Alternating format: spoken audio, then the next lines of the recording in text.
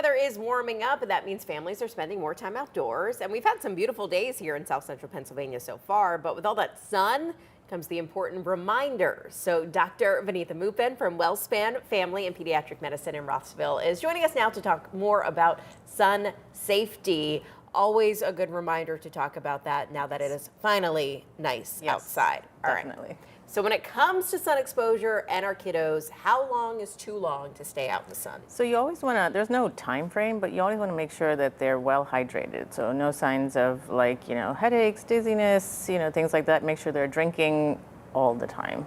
Best thing is water or fruit juices, but you want to make sure that hydration is good.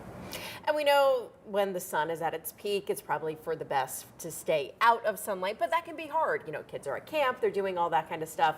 So what can they do? Is there a certain clothing they should wear? You see some of these things that are marketed for kids that say like SPF 30 or 50 rated. Yes. Does that work? It does. So you want to stay out of the sun if you can from 10 a.m. to 4 p.m.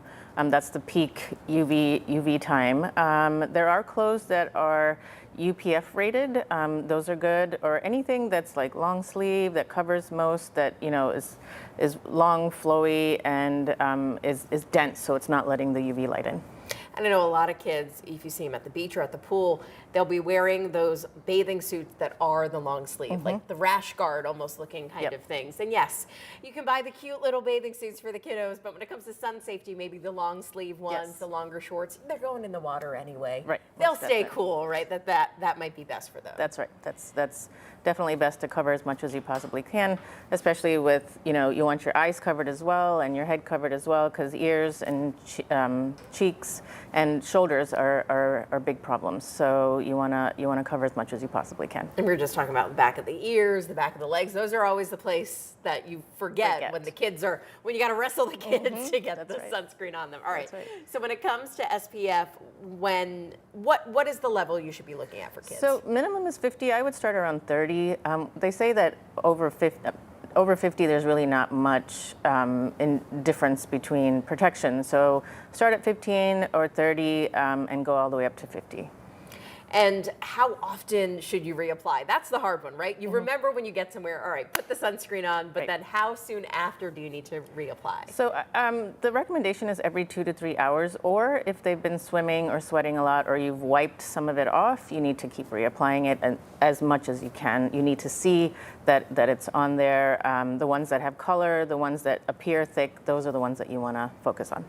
And what about babies that are less than 6 months old? How can you protect them from the sun? So you want the physical protection. So hats, sunglasses, the stroller covers, umbrellas, staying in the shade. You have to keep in mind that, cement, snow, clouds, they all reflect UV. So you want to be in the shade as much as you possibly can. All right. And again, they look adorable. Sunglasses on babies look adorable. So why not? And the inevitable, even if you do reapply, you still may end up with a sunburn. So what is the best way to treat sunburn? So you want to put cold compresses, aloe vera is good, vitamin E is good. Hydration, again, is key. If you have a burn, you have to make sure that even after the exposure, that you're keeping them well hydrated. So just, Tylenol, Motrin for pain, and just keep them cool and put the aloe on. All right. Well, Dr. Moopen, thank you so much for being with us. And of course, if your child needs to be seen by a doctor at WellSpan, we have all the information you need on how to make an appointment on fox43.com.